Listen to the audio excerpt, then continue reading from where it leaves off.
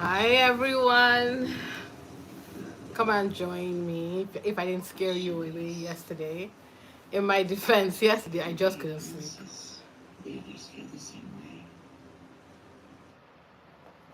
Come and join me. We have got a lot to talk about today.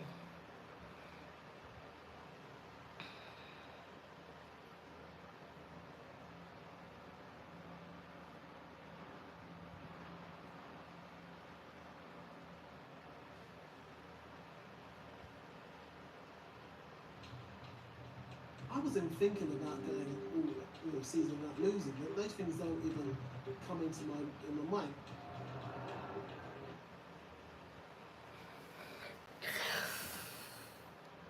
Hello.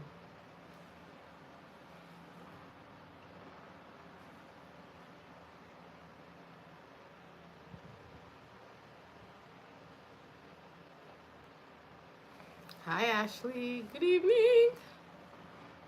We are having it's time for our shady royal roundup. We are about to drag these hoes. How's everybody doing? I am from Nigeria. I live in the UK. Guys, I made a copy of Megan's cocktail. If you can see, the flour sprinkles are on top.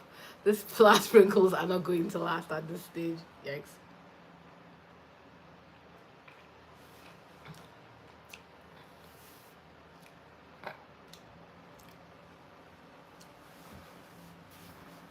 Wow.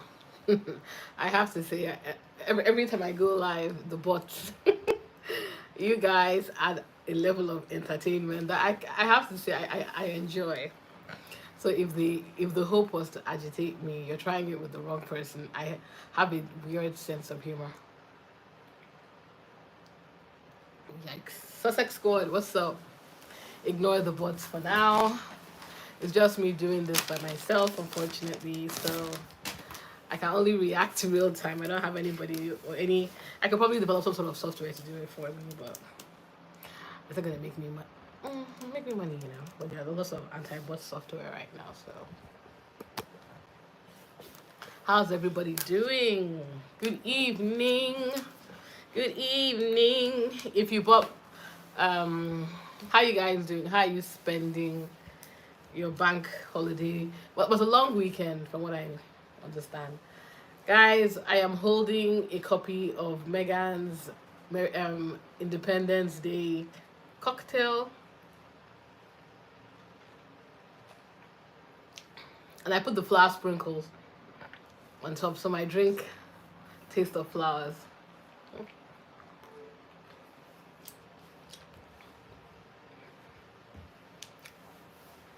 I remind you of your frog. Okay, cool. I guess. At least I'm memorable to you. The last thing I do, you remember me. Let's get more people on the live. How's everybody vibing on Saturday evening? Wait, is it the fourth? No, it's the fifth. Yeah, the what? Today is the fifth, right? The 5th of July. How are you all doing? Oh, hi, Venetia. Thank you. Thank you, thank you, thank you. If you ever get a chance to taste that apricot spread, Megan has a hit there. Let's see how many of us joined this evening. If I haven't scared everybody away from yesterday's live. Yesterday's live, I couldn't sleep and I've had a long day. I just like talking with everyone. I am Nigerian. I am based in the UK.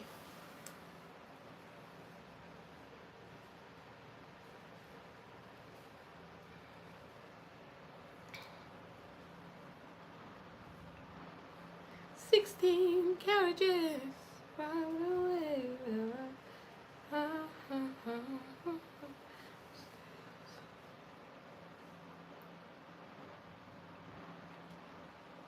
Mmm. Hi, Juicy J. This is the Duchess Megan Space channel, as you can see. I do discuss the royal family here, but when I'm trying to call out the hypocrisy and the laziness and the grifting of the royal family, but it's mainly a Duchess Meghan Sussex Squaddy site. So if you're looking for Kate news, you will actually get Kate news. The way Kate news should be reported. All this phoning and phoning that the British media is doing is, if you can believe it, somehow making their reputation worse. Like, come on now.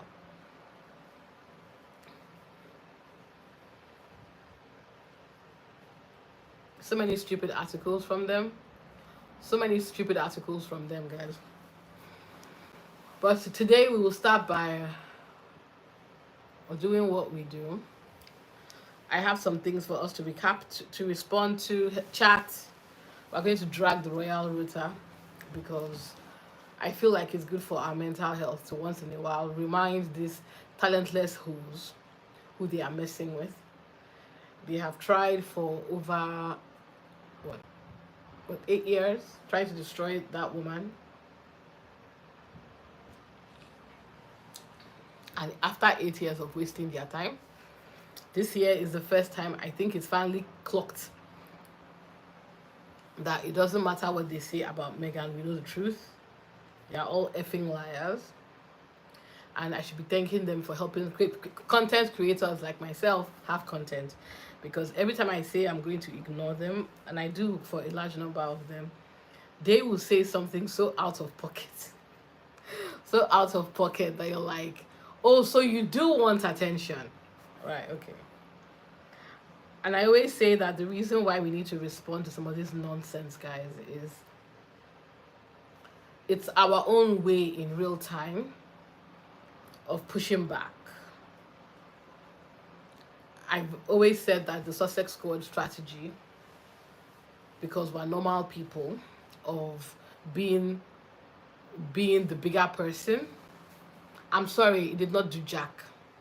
All it did was embolden people who really should have been cancelled from day one and give them a career and give them money. That's why even though Meghan is winning, they can't stop talking about her because these idiots have literally made livelihoods out of it. If, again, I want to be clear, I'm not saying that it is up to the individuals in the Sussex Squad to do that. But as a society, when we know something is going on and is wrong, we need to always be the voice of reason. Now, I'm not saying that we should be goody two shoes. No. If somebody is lying on you, would you let them go? No, you drag the mothers out. You insult them back. Let them feel the taste of their own medicine. Now more. Will it stop them? No. But you can be a nuisance to them. I've seen the stats squaddies. I know what some of you have been doing, and bravo. Many of you have turned the weapon the other way. You've doxed a lot of people. You've dragged a lot of people. I think the squaddies have made Twitter so unbearable for the router. A lot of them have either turned off their comments or they just don't respond at all. And I have to give it to the squad because the squad, yeah, over the years, you guys have, from the small reading I've done, you guys have gotten bolder. I think it's because even though many of us are grown men and women, sometimes, look, we say it in Nigeria, wearing needs to pass weary. That just means madness needs to, if somebody you know is crazy, if you try and reason with them, you're wasting your time. You have to be able to come to their level and also scream in their face. Yeah. Because sometimes that's what is needed. If anything has happened over the past decade, we should have learned by now. This society on the internet,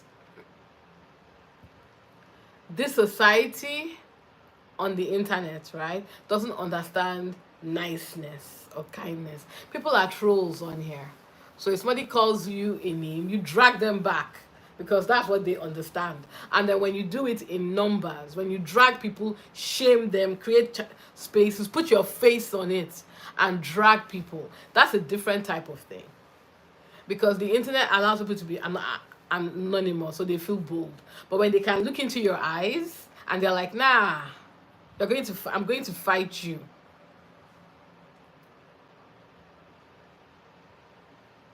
That boldness will come down a bit.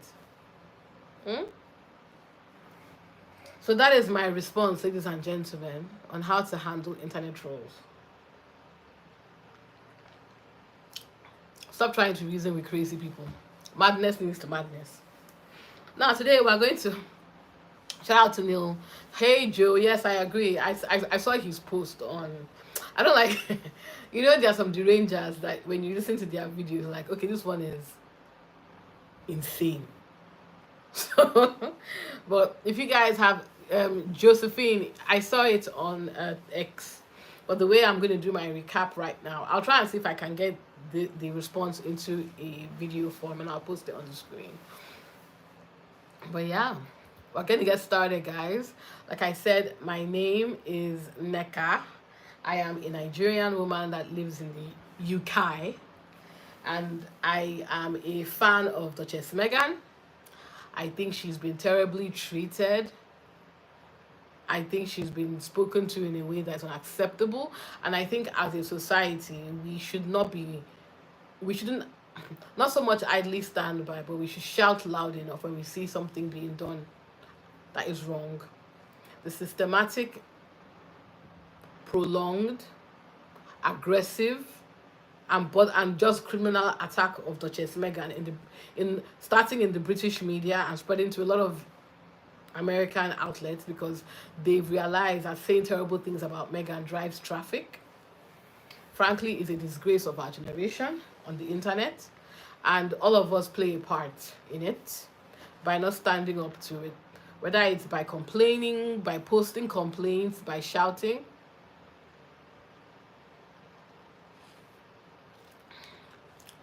Yeah, you speak up for people when they are being bullied, because you never know, with the way the internet works, it could be you tomorrow.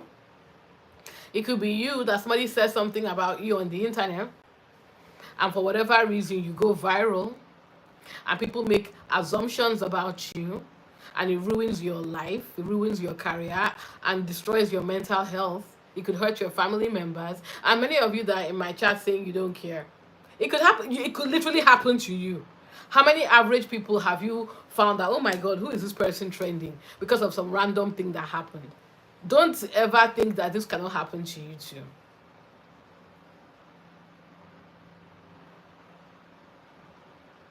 Hi Joe, I'm so happy for you. Yeah. So we stand up for people because we should, and it's the right thing to do. Because hopefully one day you want somebody to stand up for you or for someone you know when they become victims of online bullying. So yeah, that is why I do what I do. Also, I think that the bullying is racist. As a black woman, it's always very interesting whenever a black woman or a brown woman ascends into a space that people don't think they should be in. You somehow assume these people no longer have feelings and start talking crazy. So yeah, like I said, I'm not going to stand with the tiny platform I have. I'm not going to stand idly by and watch black women, brown women, women who already get a bad rap for whatever reason, be bullied online if I can do something about it. So that's why I do what I do. Hopefully that intro is enough for some of you. And now, ladies and gentlemen, we are about to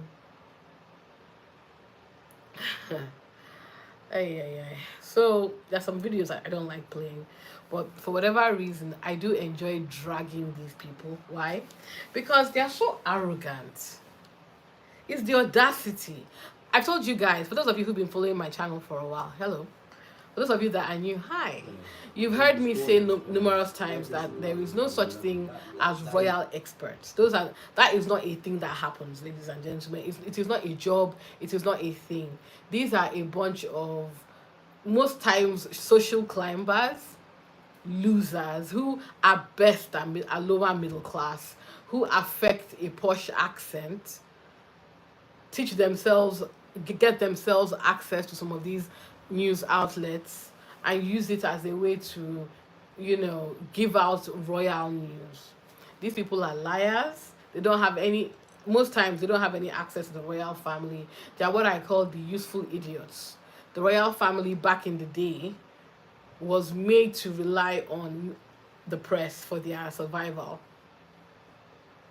Unfortunately for them, though, social media has come into existence. And how do you? It's one thing if you control 6 outlets. How do you control millions of people? So now we're going to listen to these 3 clowns. I call them, it's Daily Mail Royals, because I love using them because they are the perfect example of what I was saying. I call them the guy who is shameless enough to be on this platform, Maureen. His name is Richard Eden. His name is Maureen because, like I said, he's shameless, and it just, not that women are gossips, but this behavior, as in from a man, is such bitch behavior. It's such a bitch boy behavior.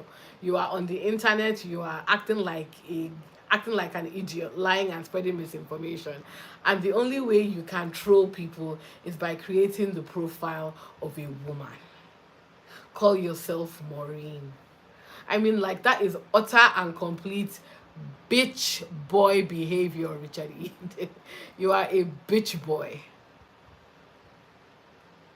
So now we're going to watch Bitch Boy, as I'll start calling him. Ladies, feel, I know, but he's a bitch. Bitch Boy slapped ass and what used to be a big back. But I have to give props where props are due. We watched Big Back in real time lose a lot of weight thanks to Ozempic. I can't even hate. I'm on a weight loss diet, so weight loss journey too. So I'll give props where props are due. She looks good. Yeah. So like I said before, I play this video, like cigarettes, we must always give safety notice.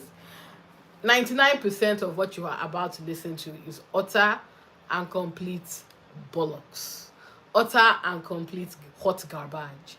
We're only watching it because we are watching these 3 affected losers, Bitch Boy, Slapped Ass, and Becky Bighead. This is the only way these clowns can make money, by coming and feeding trolls on the internet.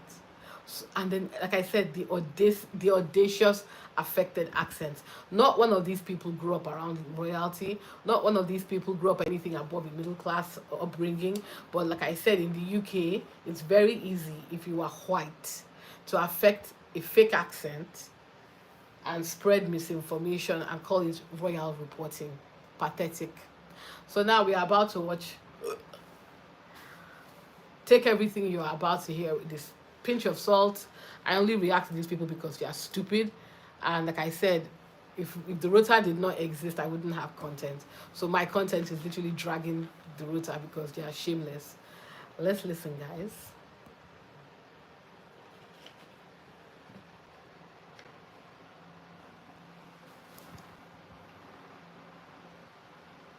Elizabeth was angered by Prince Harry and Meghan Markle.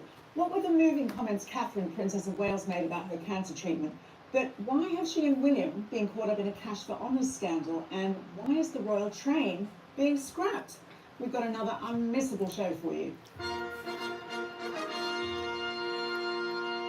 Hello and welcome to Palace Confidential. I'm Jo Elvin, and back on today's panel are 2 of your firm royal favourites, the Daily Mail's royal editor Rebecca English and the Becky Bighead, Richard Eden. Welcome to Bitch Boy. Now, a reminder to viewers that we are still trying to hit 500,000 subscribers to this channel.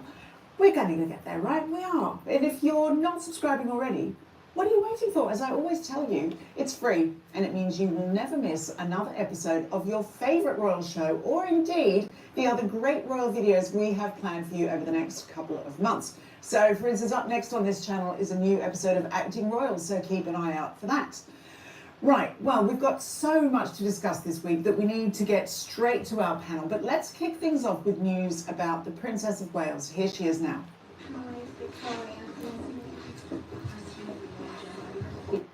Now, before they give the usual nonsense, I appreciate that many of us do not care for this woman. I don't like her either. But I want you to watch how Catherine, the laziest royal so far, shout out to Catherine for somehow achieving this, and the woman with the ever-rotating cancer diagnosis. Today, she doesn't have cancer. Tomorrow, oh wait, she does have cancer. Today, she has recovered from cancer. Tomorrow, oh wow, sorry, forgot that she does have cancer. So I find I find the whole experience very what's the word I would use now? I like the fact that we never know what diagnosis she has week on week. It gives Catherine some much needed, excitement. A very boring, lazy person who has achieved nothing in her life for the first time actually somehow inspires a tiny bit of excitement. How sad.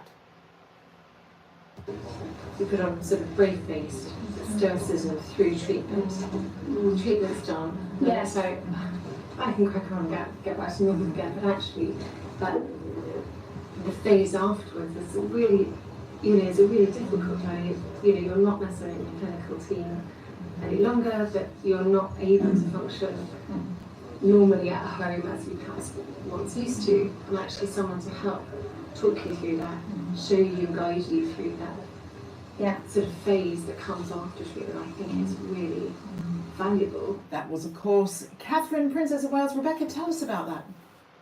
Well, I probably put in a little bit of context. She turned up, we were given about 24 hours notice on this, her going to a hospital, Colchester Hospital in Essex, and she's there ostensibly to unveil a wellbeing garden that they've created there for patients, and they were planting some of the 50 Catherine roses named after the Princess of Wales, raising money for the Royal Marsden Hospital, into this garden.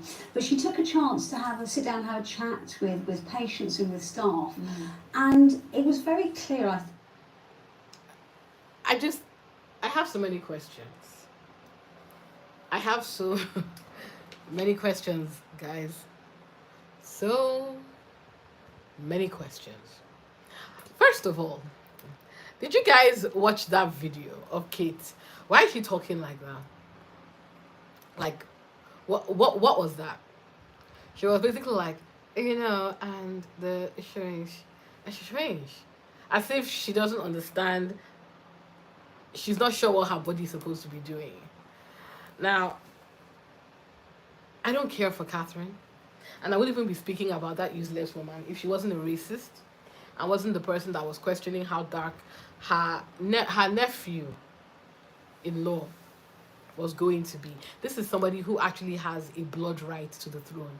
And this woman who hasn't worked one day in her life had the audacity to ask a king's son not even just to ask, to be concerned about how dark a monarch's grandchild was going to be.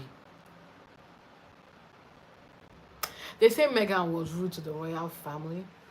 And I'm like, this commoner had the audacity to ask or to even be concerned about how dark the blood grandchild of the king is going to be. Somebody who actually who is entitled by blood to the British throne was asked by a woman who does not work, whose only way into the British family was by being a social climber, who more or less stalked William into marriage. Had the audacity to ask the blood grandchild of the reigning monarch, or rather to ask the son of the reigning monarch why he was not concerned about how dark his child was going to be. Every day I think about this disrespect. Does Catherine assume because she's about to be the queen consort, she is somehow, she has, what's what I'm looking for, guys? She has a higher right to the throne than somebody who is the blood child of a king. For that alone,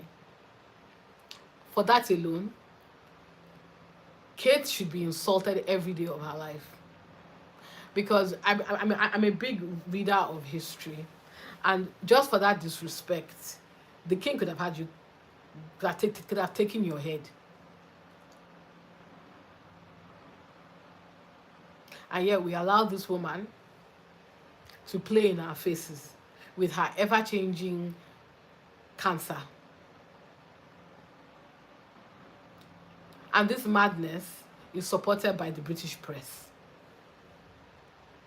And they wonder why people hate Kate. They are blaming everybody but Kate. It's Meghan's fault. What did Meghan do, Biko? Is it Meghan? How is it Meghan's fault, please? Is Meghan's fault that Kate is lazy? That she's inarticulate? That she can't speak? Is that Meghan's fault?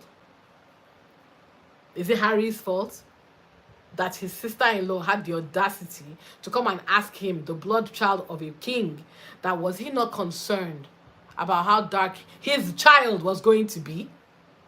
This woman.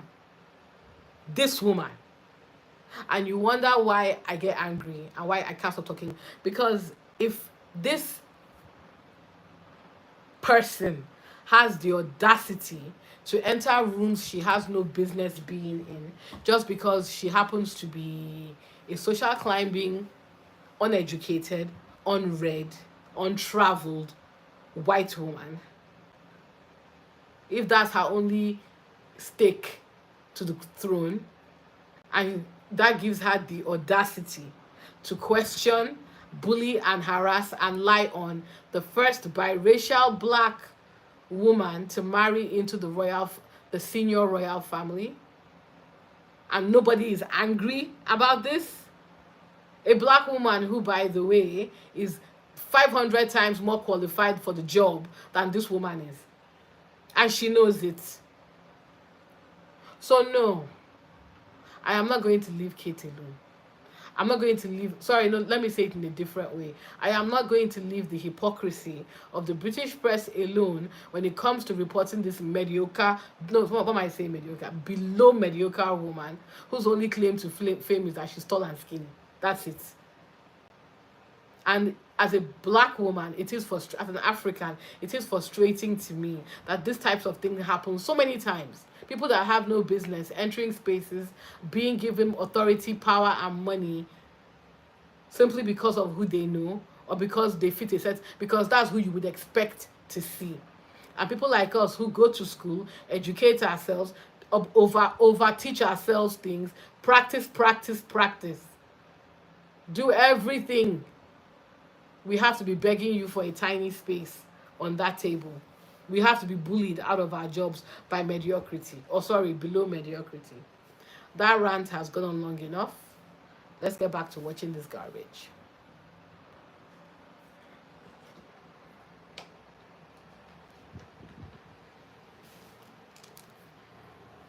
A message that she wanted to say, and she was very much saying, I think as I wrote last week in a feature for the Daily Mail, that it's been really tough for her. It's been an absolute roller coaster this last year. You know, you get through cancer treatment and you think, oh great, let's go, I think we're back to normal. Then suddenly you realise actually your life isn't the same, and it isn't quite so easy to do the things you took for granted before. And I think it was a slight plea for her, but not in a self-aggrandizing way, just more saying, look, it's not easy for any of us, so maybe just take it a little bit easy with me. Absolutely. Richard, you know, just drawing on Rebecca's point, like a lot of things that the royals say in public, you have to do a bit of reading between the lines, but it is a reminder that it's been tough for them. Yeah, I mean, it is a difficult sort of line to tread for Catherine, because on the one hand, she wants to be supportive of other people suffering from cancer, and she wants to give some details about her own illness and her own health battles, but she clearly doesn't want to give too much. You know, she hasn't gone into details of what type of cancer she had or that sort of thing. But so it's kind of showing sympathy and solidarity with others at the same time as not revealing too much. And it's a difficult line, isn't it? Because, you know, if you give some details, then people want to know more. And so I think at the moment she's, you know, doing it very well in terms of showing her support for others. But it'll be interesting to see in the future if we do hear more about, you know, what particular type of cancer she's had and what she's gone through. I mean, perhaps with the benefit of time and some distance, that might be more forthcoming. But I do think what happened this week was probably one of the most personal insights she's given. Oh, do you see that? Do you see that right there? Do you see what just happened? These two idiots, I have to give it to them, Maureen and Slapdash, they are treading the line of, we need to know what type of cancer this woman had. Because no other person in the royal family will be given this type of privacy. Let's give it 500%. It's getting ridiculous. And we can't say, and clearly from what they are saying, guys, these guys literally work on the internet. They are seeing what people are saying about kids' cancer, or special cancer, as I call it. Right? They are hearing all the excuses themselves. And it doesn't make sense. She released videos saying that she was well. In January, the day that Meghan's show was supposed to come out, she announced that she is delivered.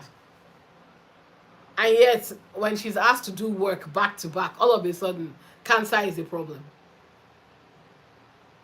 It doesn't make any sense. And I think they realize that.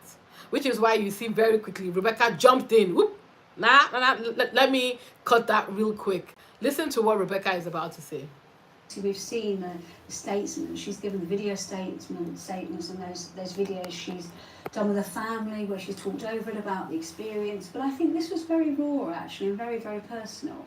And I think that was because they're aware that people are starting to say, look, what is going on? Why aren't we seeing her so much in public? And she's just saying, look, just give me time, I'll be back. But this experience has changed me as a person. Yeah. And I thought it was, very moving. Yeah, indeed. Well, they wouldn't have welcomed, would they, Rebecca, that the Walesers, they've been caught up in a story about something involving cash for access.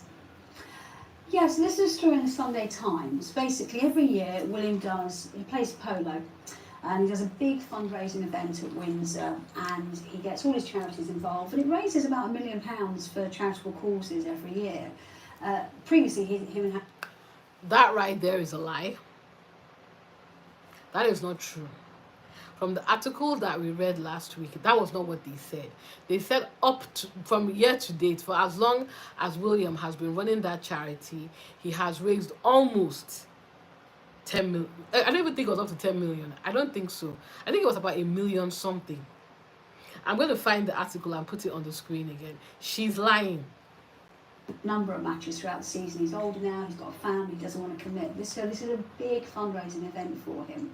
And the Sunday Times revealed that somebody who sponsors, a millionaire gallery owner who sponsors the event, was then kind of asking for money from others for her own charitable causes to get tickets to the event. And basically, the more money you gave, up to about £20,000, effectively the closer you would get to the prince and possibly even the princess. Mm. Obviously the palace weren't aware of this, and the minute they were informed about it, they absolutely cut ties with this woman. She's not commenting about it, saying she can't comment because she's got privacy agreements, which sounds a little convenient to me, but they have openly cut ties with her. I just think it was a bit unfortunate. It wasn't like a member of their own staff offering this, it was someone who was associated with it, but not really at the heart of it. But it's still not great publicity. No, but Richard, I know that you were annoyed that they were even linked to this. Yes, I mean, it's a very difficult subject of charities and the royals, because we know they do fantastic work, and in William and Catherine's case, they have their Royal Foundation, and William has his Earthshot Prize, which is fantastic, but it needs a lot of money to fund it.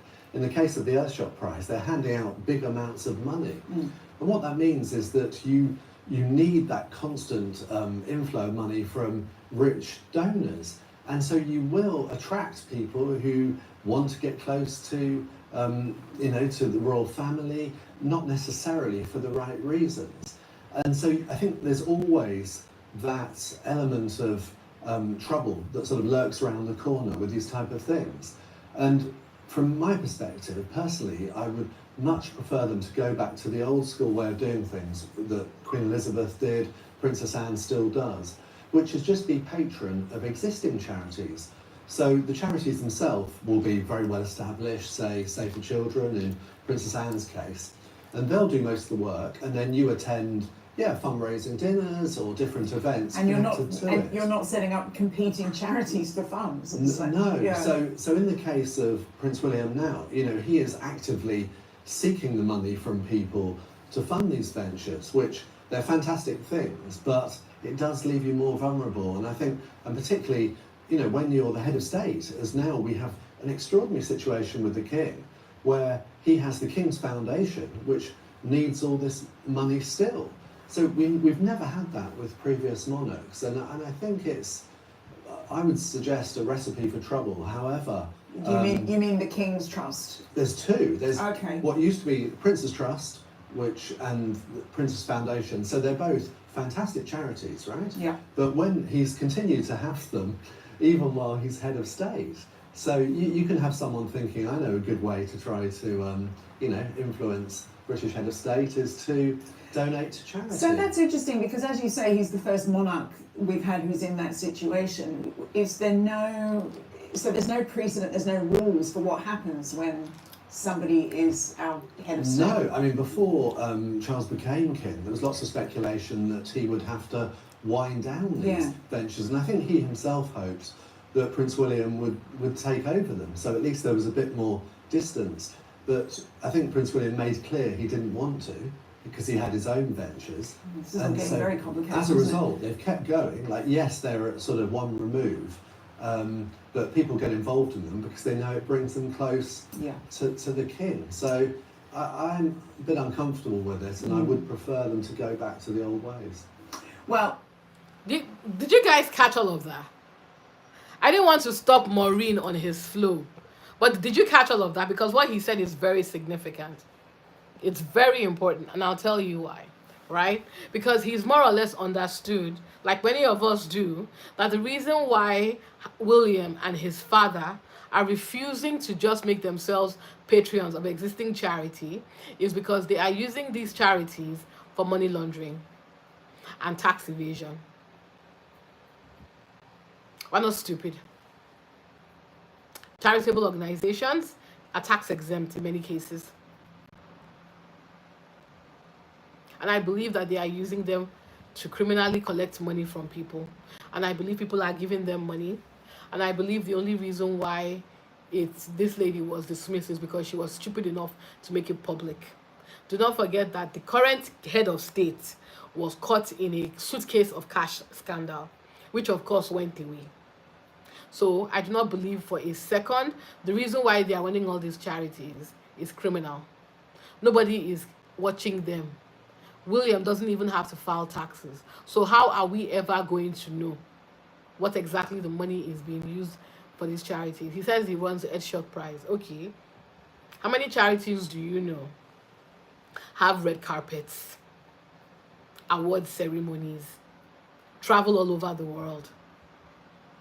The charities that do that are involved in criminal activities. Yes.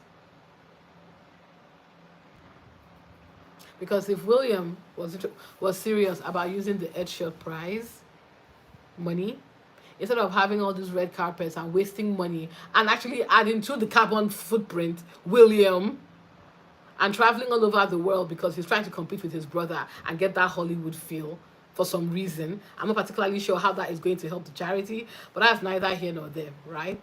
All that money that you're wasting doing all that fair, if you actually used it to donate to proper causes, you would, that people can audit and check.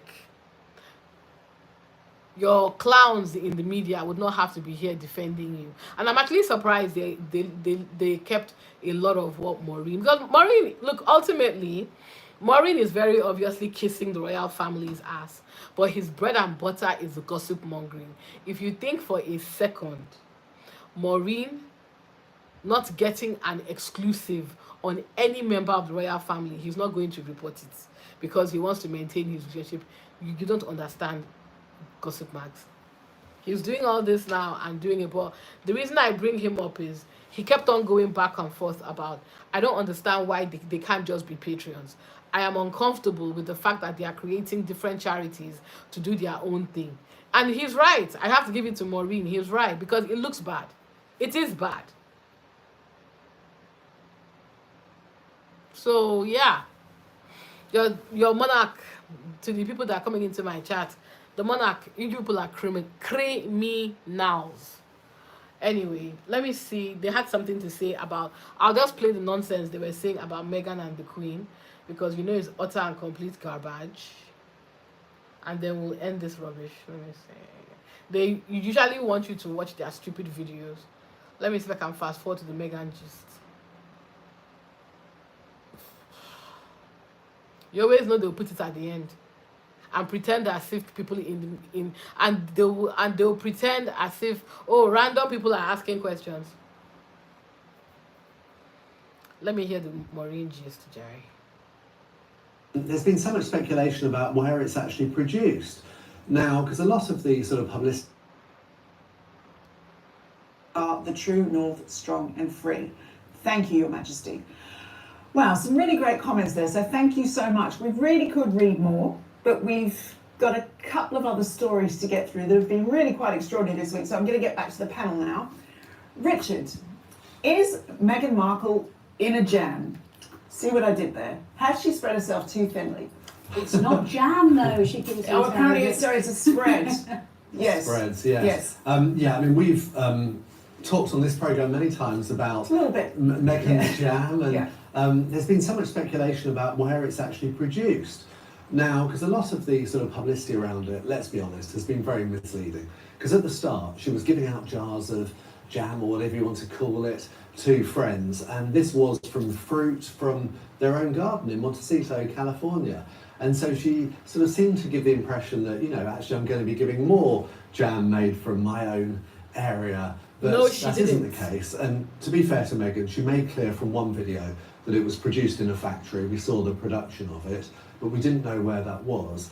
Well, anyway, according to an investigation by the Mail on Sunday, they revealed that it's being made in a factory 2,000 miles away in Illinois that Wow. makes products for lots of different brands. So it's a mass-produced, it's not organic. Oh, it's not organic. And it's no. I mean, to be fair, Meghan's never claimed it's organic, but that was a big thing, for example, for King Charles with his products. Yes, Where they were yes. sort of Dutchy organics, So this is mass-produced stuff which is sent to her. But as we know, Meghan is the queen of, what's the word, of transferring things from different, vessels. So she'll take something and she'll put it in a new one. What do you call that, I think you call it transferring something from one thing to another. Anyway, so she takes it from one, puts it in another with a Decanting? fancy... Decanting, Yeah, that's the word I was yeah. looking for. So she's the queen of decanting. So she'll take something, put it in a new jar, slap on a fancy label, and she'll charge you 3 times the price that you can get it. I've got to be exactly honest, the same stuff. I wish elsewhere. I'd thought of it. Don't you? Yeah, but so Yeah. it's all about the marketing, really, as we've suspected. Yeah, it doesn't sound that royal. It sort of like sounds the opposite of, doesn't it? It doesn't sound like, as Richard referred to, the King's Old Duchy brand, which does have that sort of more authentic feel. Yeah, I mean, there's an interesting story. I was gonna let them finish, but guys, let us reason together, shall we? Let's reason together. These people, don't get it twisted. They know what they are doing. They're not stupid. They know what they are saying is utter and complete nonsense. They are just saying it because that is what they do. What we are watching is a psyops in play, because they know, just like me and anybody else, they know how to review their comments. They know who's watching. They know a lot of Americans are consuming this nonsense, and a lot of Americans are not educated on British royalty or on British royalty. So a lot of times people that are watching will get their information from these idiots. So it's a psyops exercise. Let's talk about it. I don't need to tell you, but let me just say it anyway. For those of you that I don't need to tell because you have one functioning brain cell, you know for a fact that Meghan would never have been able to mass produce products from her home. First of all, to do that type of production, Meghan needs a couple of vineyards at least of her own. Having a fruit garden in your backyard does not a vineyard make. And it is one thing when you're making things in a cottage factory. What I mean by that is you're giving it to your friends, you're giving it to family. Hell, you're even selling small jars in your farmers markets. There are standards, quality controls. They have just simple rules, right? Simple rules on producing products for mass use. So just by that argument, no, Megan could not have produced this in. I know. I didn't need to say it, but I need to say it because I really am surprised at how stupid some people can be. Let's address the next stupid point. The point about the king. So does Maureen, sorry, bitch boy as I call him now, big head and slapped ass, genuinely believe that the king mass produces these products that he sells from the duchy? No, they do not, because they aren't stupid people, but they are just trying to keep hate and push hate on stupid people who are listening to them, and they are very lucky that there are people like that. And the last thing I will cover here is, can somebody please explain to me why anybody is going out stalking where Megan makes her products? Does this sound like the behavior of normal people? No, it does not, because these people are losers. You said that Megan is not a relevant person anymore. You say that she's not popular. So why are you stalking where she makes her products? 2 weeks ago, they were stalking where the Azeva office was. Are you people okay?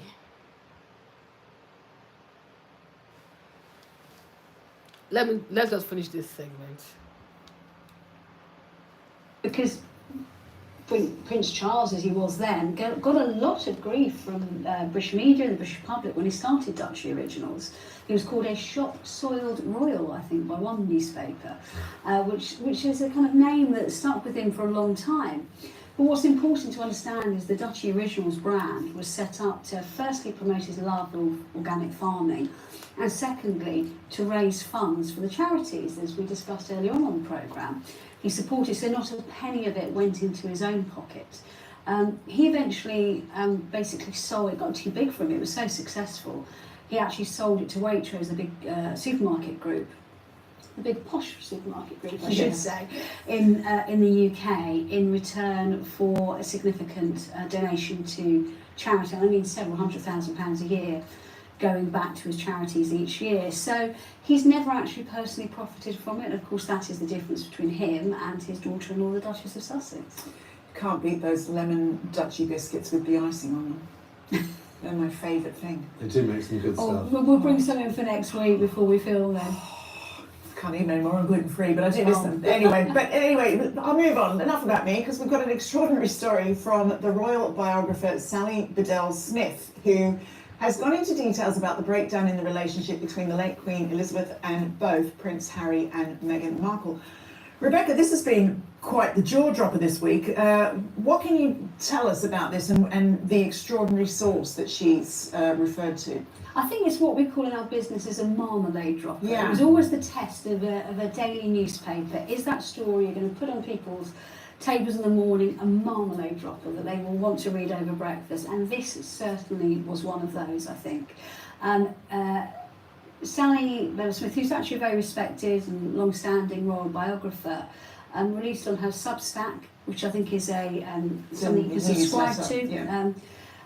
Really quite extraordinary revelations, quoting the Queen's cousin, late cousin I should say, Lady Elizabeth Anson.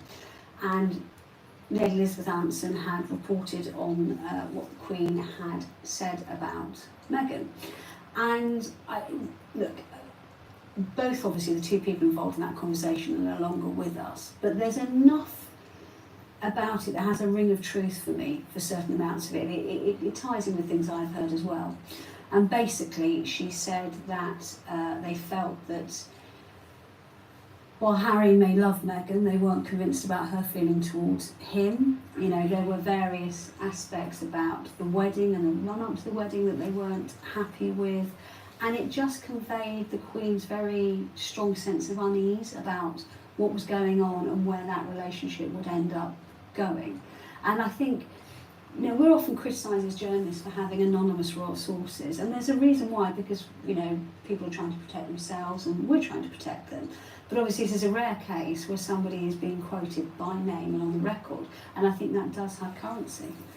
So interesting. And Richard, one of the claims is that Harry was, quote unquote, rude to the Queen for 10 minutes during a meeting. What's that all about?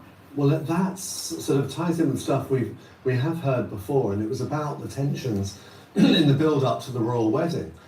We've heard hints of this before from to do with Angela Kelly, who's the dresser, right-hand woman of the Queen, where the viewers might remember the rouser over the tiara, and it's written about quite a lot in Prince Harry's memoirs, and it was all about essentially it was sort of Meghan's sense of entitlement. She was sort of demanding, I want this or that, and Angela Kelly was very protective and sort of, well, that's not quite how things work.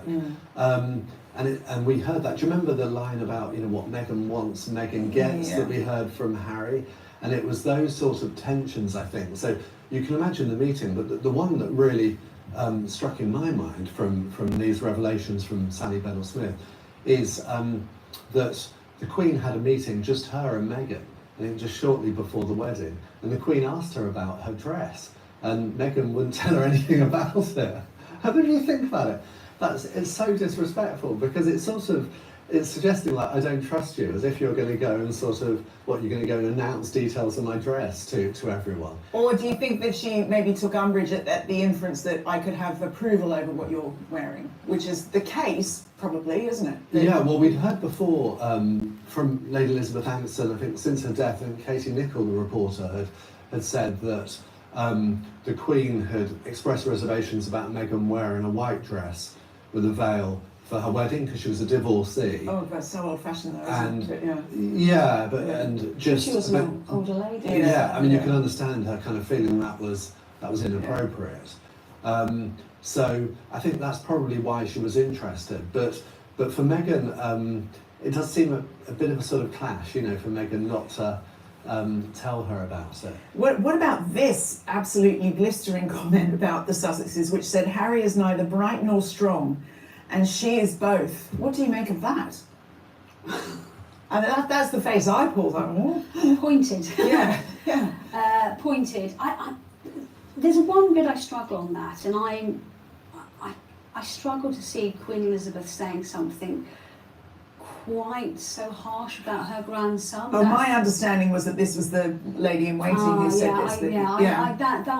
But I think what the piece is suggesting is that she is echoing Queen Elizabeth's thoughts, and that I struggle with a little bit. But you know, I know from my own sources that there were strong reservations, that all of the family felt that Harry was rushing into this too quickly. He needed to, as we now know, William memorably said to him, maybe just take a little bit of time to get to know this woman and you know, plan your future more. But he was so desperate to settle down and start a family that he just and he as a person fell in love very quickly, that he just didn't want to do that. Yeah, it's interesting, isn't it? Because it's been suggested that the Queen wasn't quite so quick to fall in love with Meghan. Perhaps the jury was out over whether or not the Queen liked her. Yes, I mean, I wouldn't go so far as to say the Queen disliked her, but I know from my own sources that she was bemused and saddened by some of Meghan's behaviour, but their behaviour as a couple. Yeah. And it did overshadow her last few years of life, of course. And there was some fundamental misunderstandings. So Sally Bedell-Smith mentions, and it sounds quite niche in the circumstances, but I do think it gets to the crux of the issue, that she was really quite unhappy that Meghan wanted and Harry wanted the Archbishop of Canterbury to marry them at St George's Chapel at Windsor, because actually that was the Dean of Windsor's territory, and it Right. really shouldn't have happened. And I know it sounds very niche and almost silly, but actually when you know about the setup of things, it really was the Dean's territory, and I think it kind of illustrated how she felt there was a fundamental misunderstanding from this couple about how things worked. And for that, it didn't sit comfortably with her. Well, come on, we've seen that before, because you might remember in that Oprah Winfrey interview that Meghan actually said, you know what, we got married the night before. Yeah. Because they got the Archbishop of Canterbury round to their Just round to the backyard, Yeah. as she calls it, 3 days before and they it got was. married, and we know what that was. In reality, that was a rehearsal, you know, it was kind of going through their vows. But she said, for us, that was a wedding, and that caused awful confusion, because the church actually had to issue a formal statement to say, we did not marry them the day before, i.e. break the law. I think they suggested it was just basically a blessing, wasn't it, ahead of their big day, but as in Yeah. the church suggesting that. But it did put the Archbishop of Canterbury in a really difficult position. So we called the Archbishop of Canterbury. That's why I was just like, And he had been a big supporter of Harry and Meghan, because they'd had their kind of marital lessons. They would spend time with him, Yeah. discussing their feelings and where things were going as part of these kind of getting to know you sessions and to run up to the wedding. And Meghan's But they- confirmation into the Yeah, Church of England. but they totally, threw him to the wolves over that completely, put him in a really awkward situation. And I think the most damning comment of all actually was from Lady Elizabeth rather than the Queen herself, where she said, you know, we hope that Meghan's in love with Harry, but we actually fear she's engineered this. blimey. And you think, oh, engineered, it's all a bit awkward, isn't it? It's just it's some strong words indeed. Do you think that it seems likely that, you know, when historians do come back to look at this relationship and all these relationships revolving around the Sussex in the years to come, that accounts like this will have a really strong bearing on what history decides happened? Definitely, I think this really does seem to be the first evidence of what Queen Elizabeth felt about Meghan, and it's not good. The fact it's in writing from a royal biographer, it does sort of lend it that historical element to it. Well, there are a lot of gems here, and I didn't want to go back and forth with these stupid people and give them even more ratings. I should shout out to them because they are giving me content. So thanks, you. So yeah, as I said, guys, 99% of that was utter and complete garbage. It's interesting. Work with me. They've been saying for years that Harry and Meghan's relationship was going to end. It did not end. They've been saying for years that Meghan and Harry relationship with Netflix is going to end. This is their last chance. It did not end. And it was so bad that they didn't even know that Meghan had As Ever coming, and Meghan was going into business with Netflix as a silent partner. Netflix as her silent partner. But these are the people that you want to believe have information about Meghan and Harry's doings in California. And let me tell you the last part that confirms once and for all that they have completely given up. Now that they've been proven time and time again, and now that Meghan is back on Instagram, it's hard to keep selling lies. The Netflix deal, have you noticed, guys? Nobody mentions the Netflix deal again. It has vanished into the fresh air. After all these years, all of a sudden, nobody is speculating for Netflix anymore. Nobody is speculating about Harry and Meghan's marriage anymore.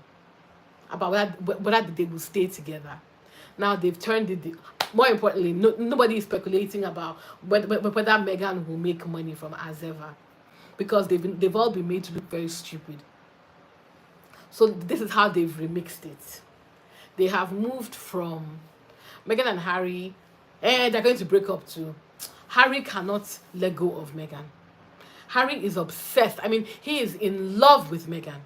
As in, he needs her to survive. That is the excuse now for why Harry and Meghan are still together. Now let's turn it to Meghan. Meghan will never leave Harry. Why would she? Why would she? The only reason why we know about her or we're talking about her is because she's married to Harry.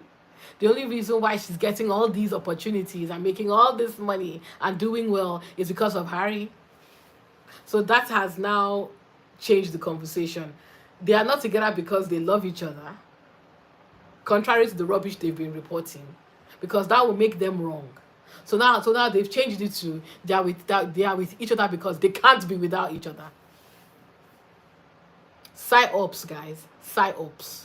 Now let's move to the conversation about the Queen, because all the lies they've told about the back to back humiliation they've been given thanks to the Netflix deal, Meghan and Harry's marriage, Meghan and Harry's ability to make friends in Hollywood. Meghan being back on social media has discredited everything they've said.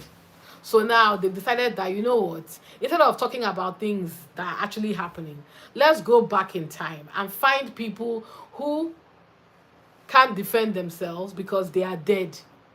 The Queen and this new person called Lady Elizabeth. I don't know who. I let the video play so you guys could listen to this nonsense. For those of you who have a brain cell, you know that a lot of what they've just said is utter and complete nonsense, right?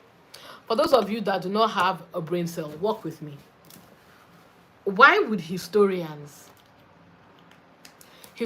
who have the actual written documentation by Prince Harry himself in his own voice, why would they ignore that and listen to a gossip rag that most likely won't be here in the next few years from reporters that nobody is going to remember? In fact, if not for Meghan and Harry, we won't know who these people are. Let's give it 500%. And even then, these people will be relegated to the footnote of history, just like they do it now with kings that came from before. The King Charles, the King Georges. They talk about the press, but they call them the press. They don't name anybody's particular name. I've never seen them do a documentary about any of the rags that were living then, because rags come and go. The press come and go. But do you know how rare it is to have the words of the monarch or people from that family? We have Diana's words. We have Charles's words. Now we have Harry. And not just Harry. Harry went so far as to record his voice so that nobody could come and say that nobody him will write this book. But you want historians to ignore that. Ignore the words he said about the Queen with his wife, but focus on somebody who is telling you that she heard that this is what the Queen told her. That woman herself is dead. That's who they want historians to come and focus on. Psyops, guys. They are saying nonsense because they know that somebody somewhere is listening to it. But they know what they are saying is not true. They are lying to you. And if you're a deranger in my chat and you're listening to these people, well, like I said, I cannot help you. Your own help is beyond, you are beyond me. So we've gone through after Meghan's successful and unprecedented 3-for-3 sellout, they no longer have any talking points. So now they're going to start harassing dead people. God knows who. I'm pretty sure from next week we will hear from Prince Philip. Anyway, that's enough of that rubbish.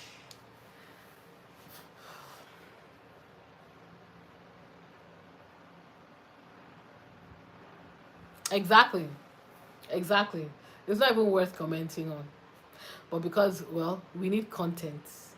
Maureen is never getting a knighthood. Maureen is a bitch boy. He is a bitch boy. In fact, Maureen should, guys, he's on TikTok now. And he's on TikTok now. Let's go and drag him there. Maureen should be looking for that sources of income. Because by the time Harry is coming for Daily Mail, January. Harry is coming from Daily Mail, January. Maureen, you're on TikTok now. You better go and learn how to pussy pop, because that's how you're going to be making money from next year. Sure, you can see what he did to the sun. Maureen should go and find, because at least Matthew Wilkinson is a stalker. He'll find his way. Maureen, go and find something to do. Go and find something to do. Hello guys, hello, welcome to, oh, I got a super chat. Hi Kevin, thank you so much, and I agree with your comment. Yes, Fuck them.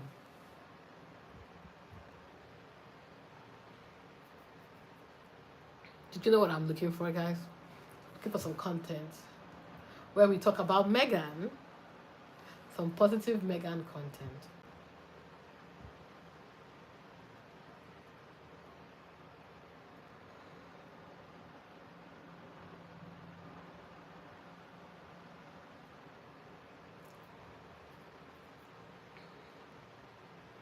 Let me holler at some Sussex squaddies.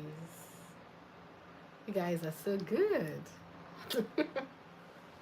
Those of you who just joined, if you saw my shirt, this is me making the Meghan cocktail.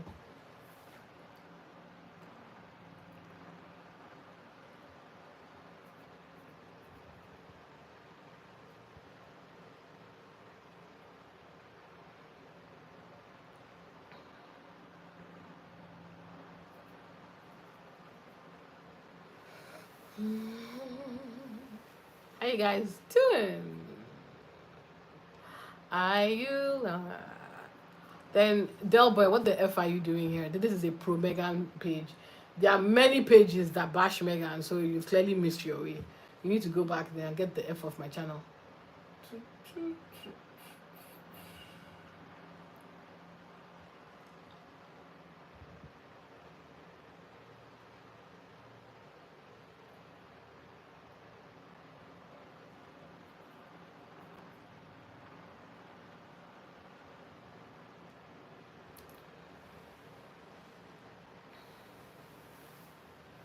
I hate that I have to go through so much noise before I finally get to Meghan. It's so annoying. Where is it?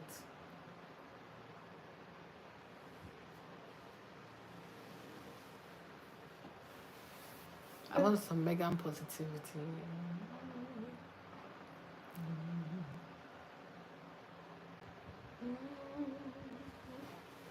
Did that play me? Is it just me, y'all?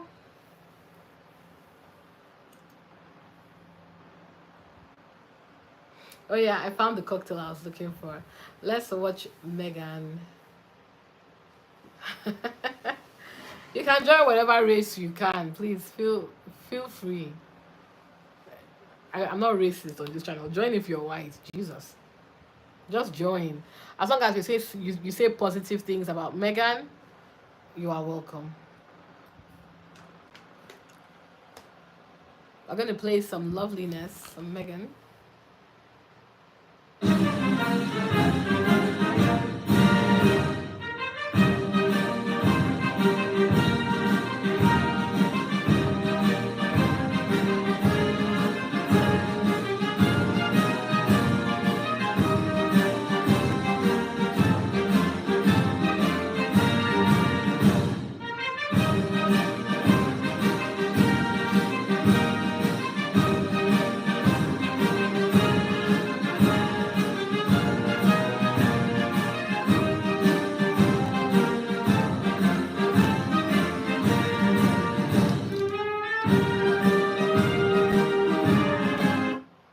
Ooh la la, that was nice. That was nice, no?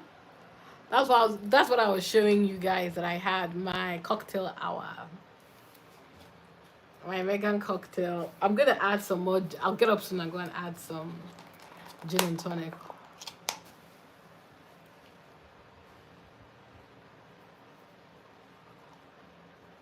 Meghan is half white, so she's Del Boy. I don't know why you're here. This is clearly not the place for you.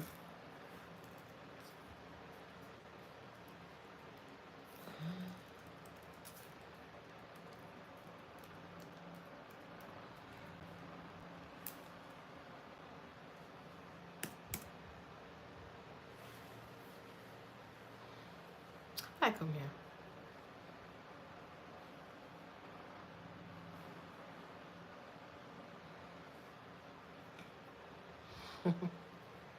Yeah.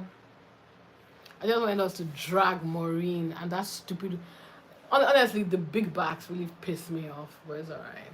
I love dragging them.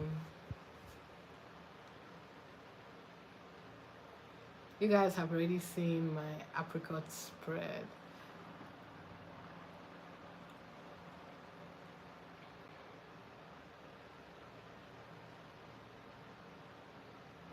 Was there anybody here who got the raspberry spread? Did you guys like it? Because I love the apricot. Apricot is lovely. I wish you guys. Oh God, I wish I could taste the apricot right now. Actually.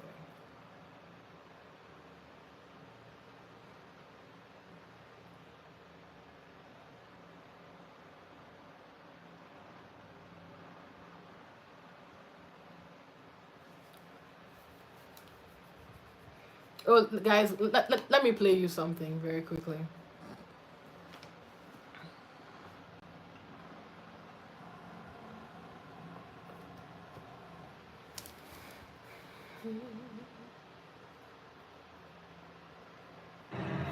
Hello, Sussex squads and trolls.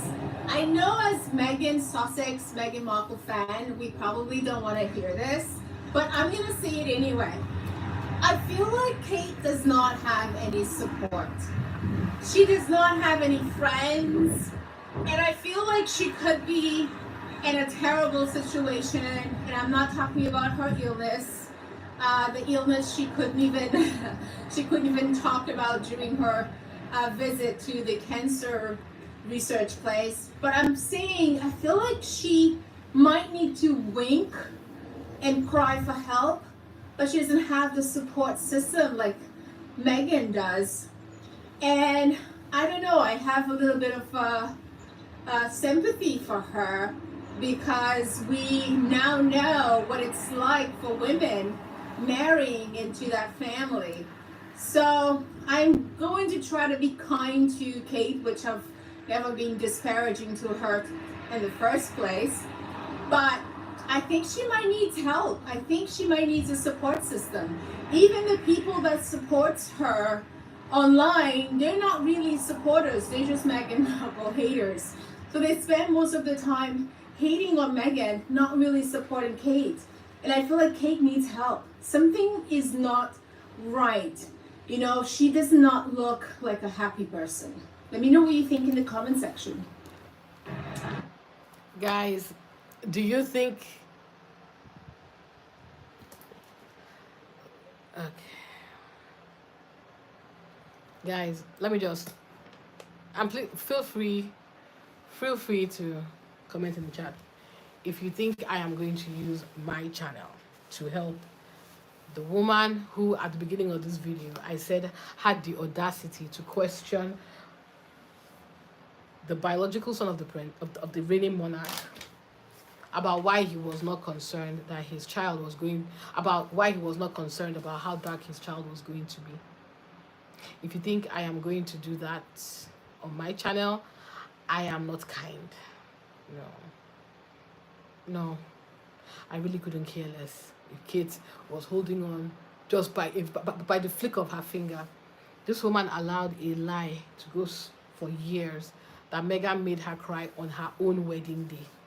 This woman was harassing Meghan on her own wedding day about her child's clothes, saying that Meghan should call the whole thing off because her own child could not fit into her own dress, even though Meghan got a tailor to stay on site and help her adjust for her child and for anybody who had clothing issues. This same woman who showed up to her sister-in-law's wedding wearing white, or who complained that the way they were sat at a wedding that was not her own, that she didn't like the couples were sitting together, that she was complaining that Harry and Meghan did not give her and her husband, was it Christmas presents or Easter gifts? If you people don't get off my channel, if you people don't get the F, if you weak-hearted people don't get the F off my channel, why is it black women have to be the ones that are gracious all the time? Why do we have to be gracious all the time? We aren't human. Why do we always have to be the ones bending over backwards to make an insecure racist woman uncomfortable? Why? If you want to be going around kissing Kate's ass, that's up to you. Feel free. Feel free. Feel free. But on this channel, Kate and her racist self will get the reporting that she should be getting. and that is on me. I just wanted to play that video for you. For like I said, you soft-hearted people, don't be me. She didn't know that she was suffering racism, Abby. When she didn't know she was suffering when she put her sister-in-law through hell. She didn't know, Abby. Or what? And the funny thing is, if it was the other way around, Meghan would never have done that to her. Because Meghan is a girl's girl. Meghan would never have done that to her. Never. Because Meghan is a girl's girl. She would have probably organized she and her snotty friends to come together. And let's make Kate feel like she's part of the family. She would have probably given Kate way more support than the Queen would have. Or anybody else. Because they treat women, especially women that marry the monarch, terribly. Look at what happened to Diana. Kate should get the F out of my face and tell us exactly what is wrong with her. And stop playing in our faces. She has cancer. Okay. But she doesn't have cancer when she's going on six holidays, 2 of which are skis. And she's ski.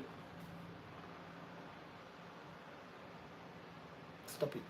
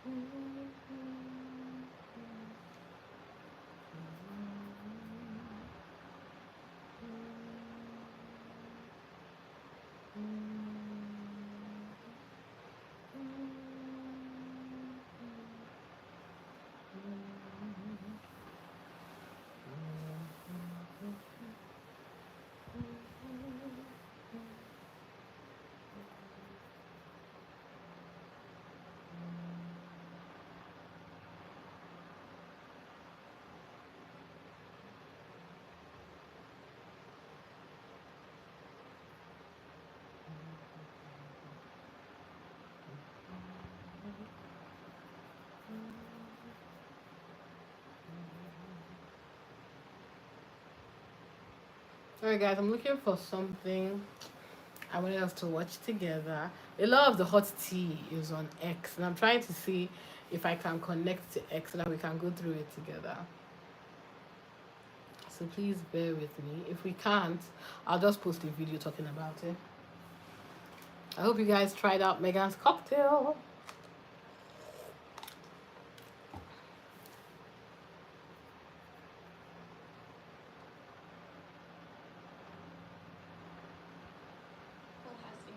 Ugh. I don't react to her. I'm not in the mood to deal with her crazy ass.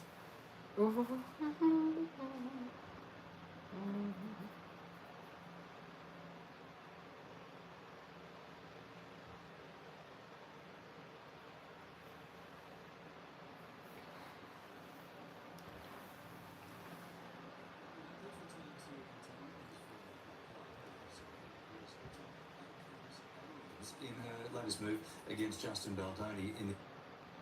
Welcome back. Let's return to entertainment news for you now. Blake Lively has subpoenaed Perez Hilton and Candace Owens in her latest move against Justin Baldoni in the It Ends With Us legal saga. Yeah, for more, we're joined by entertainment editor.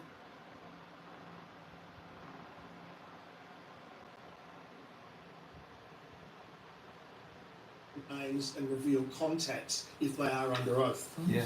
Hey, Pete, I don't like it when we get about an hour and a half into the show and we haven't mentioned Meghan Markle. I get a little twitchy. Have you got any Meghan Markle stuff going on? Yeah, it's a good day for her actually because her Napa Valley Rosé has completely sold out. Sold out within an hour. So she's now in the wine business, right? She's taking on Dan Murphy's and she's a lot more expensive actually. Each bottle of this is $30 each and she's selling in packs of 3. So that's $90 US to get her Napa Valley Rosé. Now apparently it's very nice. I'm sure it is lovely. Next stop, Champagne. She's going into the champagne business, and that's the next one that should be out within the next few weeks. And yeah, there's a lot of money to be made if you can get a foothold into that alcohol market. You can do very nicely for yourself. Does raise some interesting questions, I would think, about somebody like her selling alcohol, promoting alcohol. We'll save that for another day. Yeah. And also, Pete, unless she's making it in France, it's going to be called sparkling. Exactly. Yeah. So it's sparkling, or is she? Yeah. Oh, okay. In the style of In the champagne. style of It's champagne. ROSAY. So it's fine. Katy Perry has wrapped up her. I won't lie, I like that coverage. Even when he was trying to be snarky, I love that the host never gave him the opportunity to do so, or they mock him. They low-key shade him whenever he tries to mock Meghan. Because it's silly, right? Just report the effing news. We didn't ask you for commentary. But yeah, let me go back to the stuff. Yeah, to the rosé, which sold out this week. We've already spoken about it quite a lot. And I don't know, I just wanted one of her biggest haters to say it. Say it! She sold out in an hour. And yes, it was $30 per bottle. And she was selling the lowest at 3 bottles. So that's $90, right? The lowest amount of money she could have made if she was selling 500,000. How much do you guys think she was selling? I have a feeling she was selling with a vineyard. I don't know, 500. Is that too high? I think that's too high. What do you think?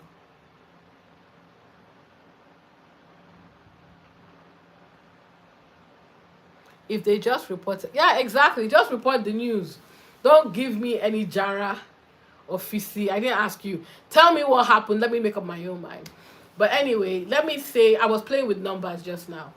Meghan is selling her rosé $30 per bottle, right? Imagine she had 500,000 in stock. The lowest amount, that's $30. She probably made all that money back and more, right? I'm moving with the assumption it's 500,000 bottles. So no matter how you cut it, each bottle costs approximately $30. So 500,000 times 30, that's $15 million that she's made just like that. I'm moving with the assumption that she made 500,000 bottles, guys. Don't fight me. I think it's more than $1 million, because if she's selling it at $30 per bottle and she had 500,000 bottles in production, live to sell, that's $15 million gross. We're not talking about labor, how much she's actually going to get compared to the vineyard, all that stuff, Netflix cuts in the whole matter. I want you to play with numbers with me. She made 500,000 bottles, sold them at $30 per head. They all sold out in an hour. That's 15 million in less than an hour. 15 million gross less than an hour. Now imagine if Netflix scales that up to a regular functioning vineyard. People are buying and she's just making 15 million, 15 million, 15 million, 15 million. Just from wine. If her champagne goes the same way, he's right. Celebrities make a lot of money with alcohol. What's his name? George Clooney sold Casamigos for how much? A few billion, right? I think the alcohol is going to be the money maker. I think out of all the things that she produces, because of how expensive alcohol is, I think that would be her most profitable asset. The food stock will also do well, but the alcohol at that price point, I mean, come on. Come on now. So yeah, the sky is the limit, because if it's alcohol for women, and women are very loyal buyers, if as ever becomes the new posh girl or middle class or even working class girls' champagne of choice or alcohol of choice, do you know how wealthy Meghan is about to be? Oh yes. Meghan is going to be, as in, when we, and this is for the derangers, when we tell you that Meghan is going to be a billionaire, I'm not just playing with numbers here. The sheer amount of goodwill this woman has, thanks to the British press. Funny enough, if they weren't bashing her every day, she may not be as known as she is right now. and she wouldn't have, and they wouldn't have drawn up so much empathy and sympathy from women all over the world and men. People who want her to win.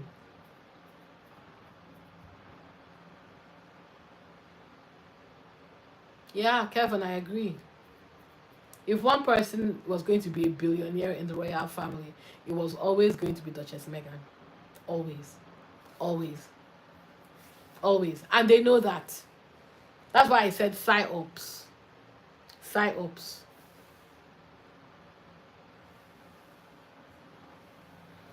Well, I agree with you, Karen, but I'm a businesswoman. I'm always playing with numbers. Sorry. And I wasn't saying it in a way to make anybody. I was just playing with numbers because I'm excited for Harry and Meghan. Are you kidding?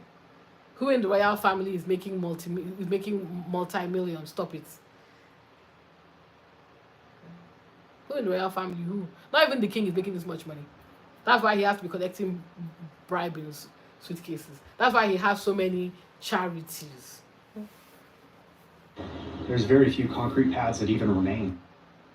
Let me see if I can find some other nice content about Meghan. I was waiting because I was hoping she would announce something, but clearly I'm wrong. Meghan Markle's latest. Meghan Markle's latest move has been... People are really stupid. They really think this man is only selling 12 bottles. Everything to pretend that she's not a bloody success.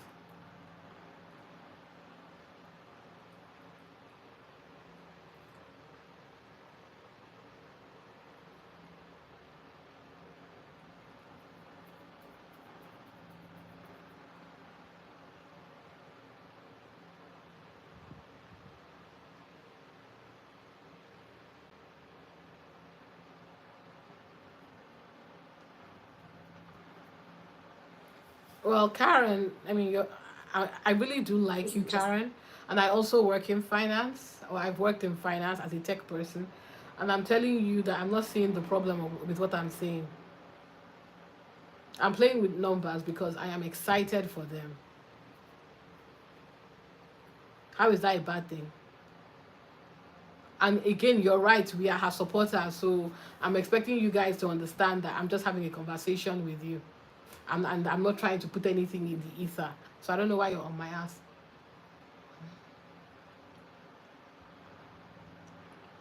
Neither am I. I don't get it. Am I saying... You can hear me saying it from a place of excitement. Now, Meghan... Hey, Brian. I'm trying to get... Anyway, I'm trying to get... The media. I'm trying to get a collabo with Brian, guys. If you guys follow him, which I'm sure some of you do, please reach out to him. I've reached out to him that I would love us to do a video together. My fellow African brother. Let's come and drag the royal family together. I'm reaching out with him, guys. Because I know. Can you imagine how incredible a live with me and Brian would be? It would be so cool. Hi, thank you, Sean. Thank you, Sean. Thank you, Kevin. Mwah, mwah, mwah, mwah. I appreciate you guys. I'm trying to get a live with Brian. Can you imagine two of us together dragging the rota? It would be classic. Brian is the one. I have to give it to him. I would love to tell him to his face that I love his videos so much.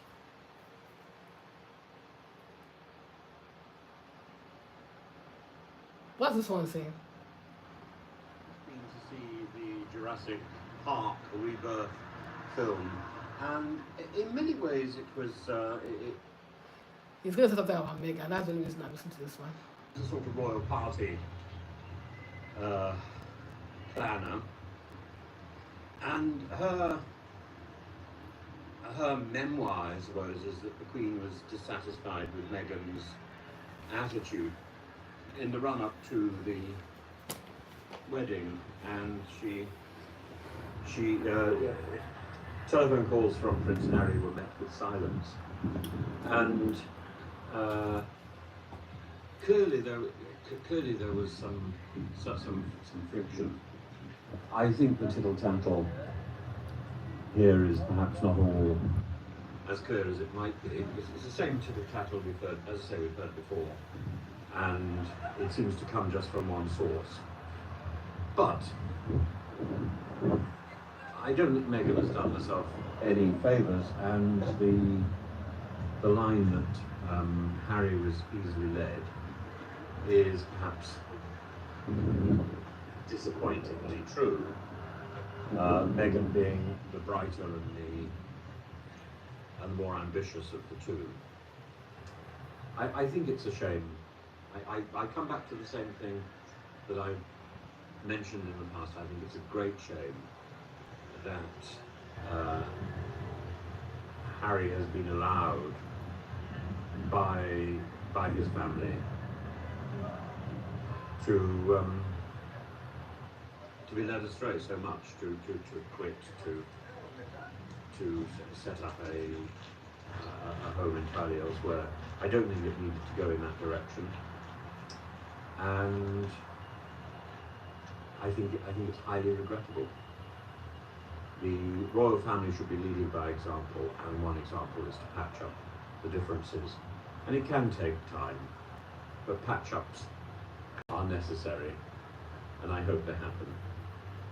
And I think that was in a newspaper, I think it was in the Daily Mail, or the Saturday Mail, or whatever rubbish it's called now. But I don't think the gutter press does itself any favours by repeating the same story again and again and pretending that it's new. And as for Jurassic Park, I suppose I could say this. So, for those of you that don't know, this is Professor Tim Wilson. I have to say, even though his comments about Meghan made my eye twitch, I do like listening to him. I like the way he talks. He reminds me of a professor. And I like the way he interprets news. I like listening to different voices, funny enough. I just don't like that nonsense about Meghan. But then again, he's also very interestingly very critical about Kemi Badenoch. So, Professor Tim Wilson, I know what you are. Racist old bag. But I will say this, yeah? This is how even somebody as educated as a professor who should know better is actually listening, even though he acknowledges that yes, it is Daily Mail, and yes, it is tittle tattle, and yes, none of the women that are listed can defend themselves. So it's very convenient. It's coming out now. Like I said in my chat, next week we'll hear from Prince Philip, and the week after the next, the Queen Mother, who Meghan never met. They will somehow find a way to bring her into the conversation, because when your livelihood is talking about a woman and she's discrediting you in every way, you have to find new ways to make people angry. Somebody was saying on the internet that Meghan shouldn't sell as ever in the UK. I was like, you people are not petty enough for me. You're not petty enough. What do you mean she shouldn't sell? Meghan, bring it to the UK. I keep telling the UK, let's test your gangster. I live in the UK. Meghan, bring your products to the UK. Bring them to the UK. I want you to have a special UK drop, so that when it sells out, I'm very curious. I'm very curious to hear what the Royal Rota will now say is the reason why it's sold out. Because, like I said, and like we all know, men lie, women lie, numbers don't. Highgrove, Duchies, nothing from the king has ever sold out. And if the king is as popular as you're saying that he is, and people do what they call marketing by proxy, then people who can't get Meghan's jam or Meghan's tea will want to buy the king stuff, right? They wouldn't wait for Meghan to drop it. They wouldn't find ways to open American accounts so that they can ship the goods directly, right? Oh, the professor is an idiot. Yeah, I am Nigerian, yeah. Right? Test your gangster, King Charles. Test your gangster. Go one for one. Product for product with Meghan. We all know how this is going to end. Nobody's buying your shit. First of all, let's just start there.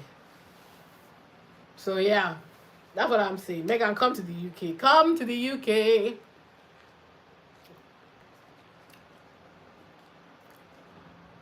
And it pains me the reason we didn't get this thing in the UK is because she might truly believe people hate her here. And I hate it. If you guys know any of Megan's friends, please send him this video. Megan, come to the UK. Fuck the haters. You know you will sell out. I don't even just want international shipping. I want her specifically to sell in the UK. Let's find a new conversation that we will tell about why she sold out.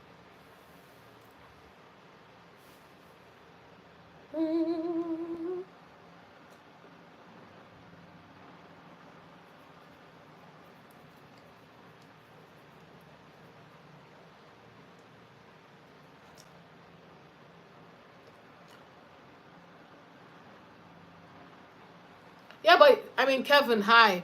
I mean, that's what happens in their generation, right? Because don't forget, these people grew up with this stuff. Super interested. Oh, guys, ooh, look at a video I found. This week in Chris and Lizzie report back from their very event. A video I found. For those of you who were in the channel from the beginning, hi. You would have remembered when I posted this video. I feel like when Megan, now that Megan is winning, once in a while, what I'll be doing every week is I'll take a tiny trip back to when they were spreading misinformation about Megan, so that we can laugh in their faces because, ha! So now I'm about to play you a very funny video, guys. Check it.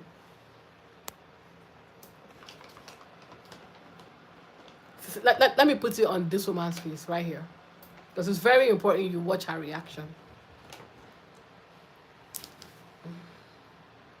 The Duchess of Sussex has taken to Instagram overnight, announcing to the world that she'll be closing her lifestyle company, American Riviera Orchard, to instead focus her efforts on a new business venture with a pretty powerful partner. Let's have a look at that post now.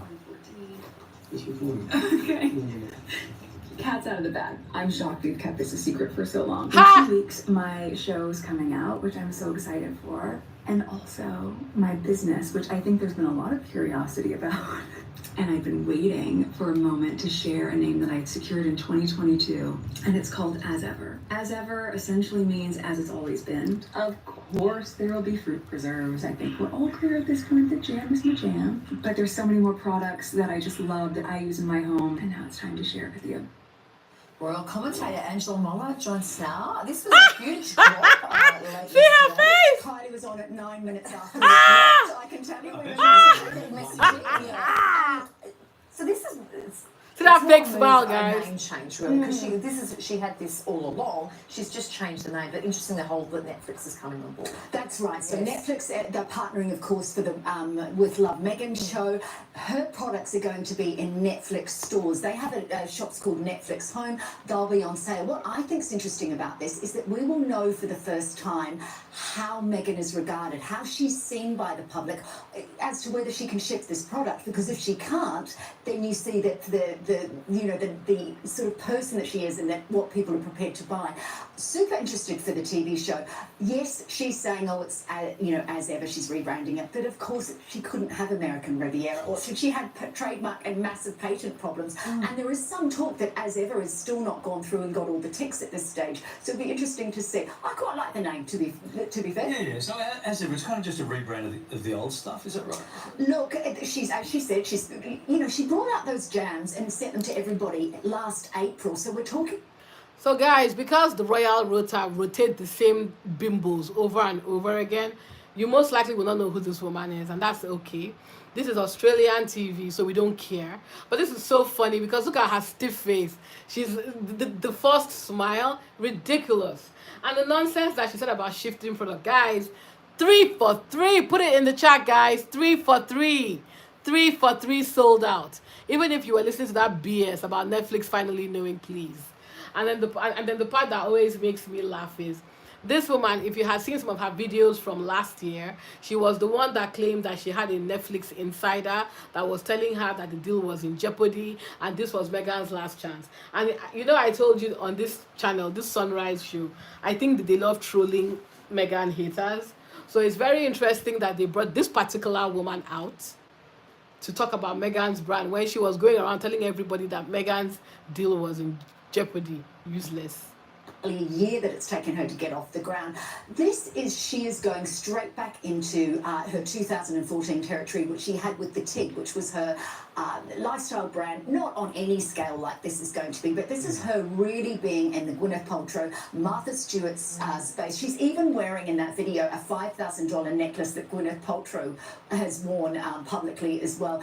So it'll be really interesting. This will be the make or break of Meghan, there's no doubt about it, because this is how we can finally, as I just said, measure her. But this is what she wanted to do. It's you know, it's where she was when she was an actress, so we have to think. It could be huge. It could be huge. Yeah, and she has always everything with intent. Like that necklace is a fundraiser for the LA See? Children's Hospital. See? So it's got, again, Archie a little bit. See how stupid this woman looks? That's all about fundraising for the Children's Hospital, which is gorgeous. Now, the website, so of course, you go asever.com, that's the website, and she shared something on that which we hadn't seen before. A stunning photograph. It is absolutely beautiful. It's her and Lilibet. There it is there.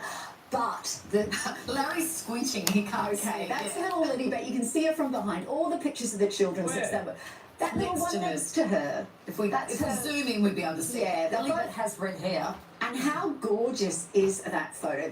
Yeah, we always see them from behind, but already the headlines, the Times, you know, very highbrow publication in the UK has come out saying the headline is Meghan recruits Lilibet to Spruik brand. So look, the optics aren't great. When you think about it, all the shenanigans that went on when they gave birth to their children, we couldn't see photos, we couldn't, you know, they snuck in and out of hospitals, that sort of thing. Now they're using, you know, I think twice in the last couple of days, because we had the Valentine's Day Instagram story with them using strawberries and things. We're seeing the children use to Spruik this brand. Now there's going to be pushback on that.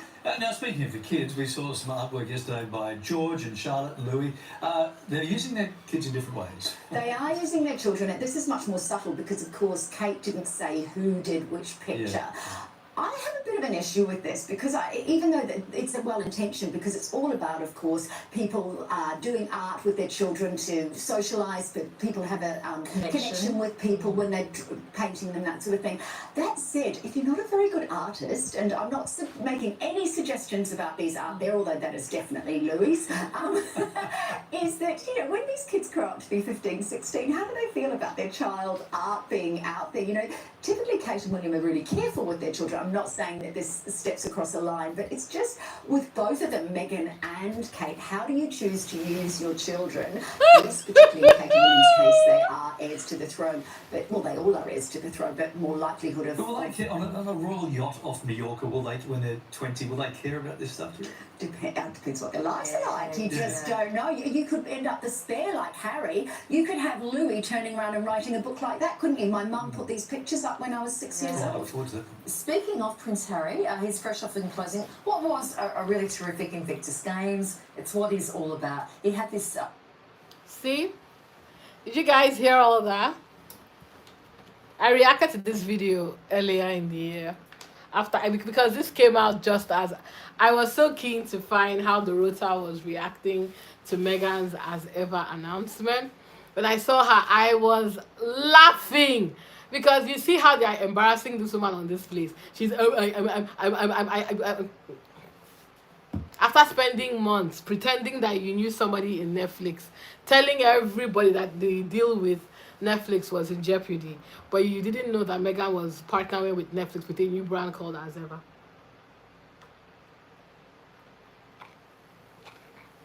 She's a fool.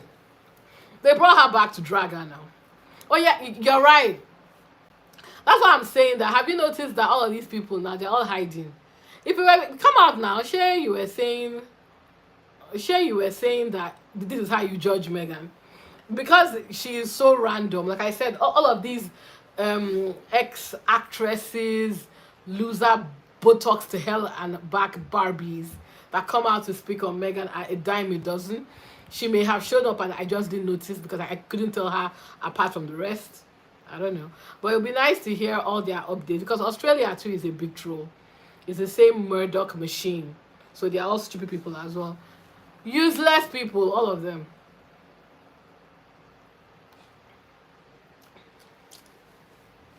Just lying. Now Meghan is selling out. I wonder what the new goalpost is going to be.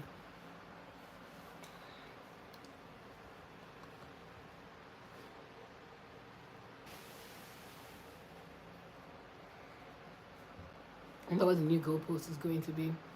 What's everybody up to, guys? How are you doing? Before we end the live, I wanted to cover some things. I think we've covered them. We've been speaking about kids. I don't want to speak too much about kids because, frankly, or her ridiculous husband, who is really going out with his new partner, Jason North.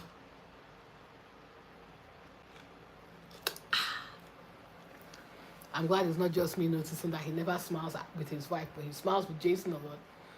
You do with that information what you will.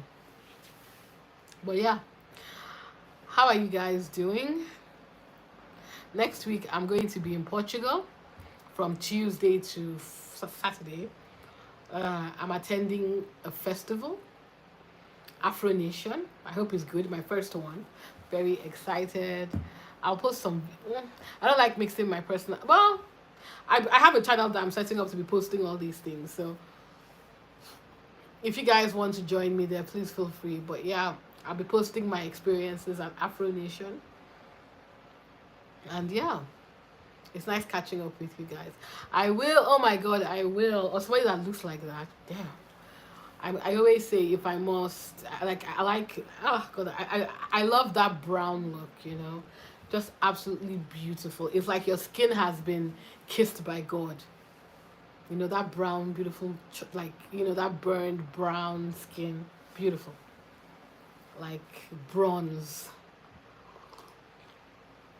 Oh yeah, thank you guys for joining me. I've been enjoying my G&T. The cocktail has melted, the ice has melted, but what's at the bottom of this glass was similar. I took blueberries, blackberries, and I took raspberries, mashed them at the bottom. The ice has melted, so I need to add more ice. Made a refreshing drink for myself. And yeah, it's been very, very nice.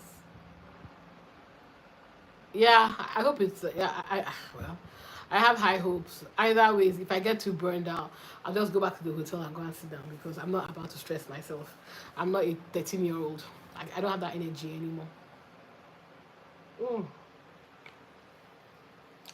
Thank you, Josephine. I love you too. Thank you for joining.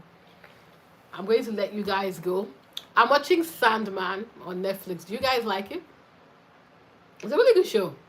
But because Netflix doesn't keep this is my issue. I told you guys that I would have cancelled Netflix if not for Megan.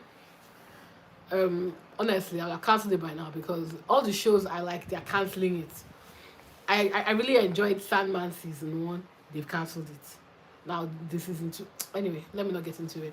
But yeah, I've enjoyed talking to you guys. I'll post a video. But I'll be posting my videos while I'm in Portugal. I'll still keep up to speed with the news. Take care, everyone, and I'll catch you later.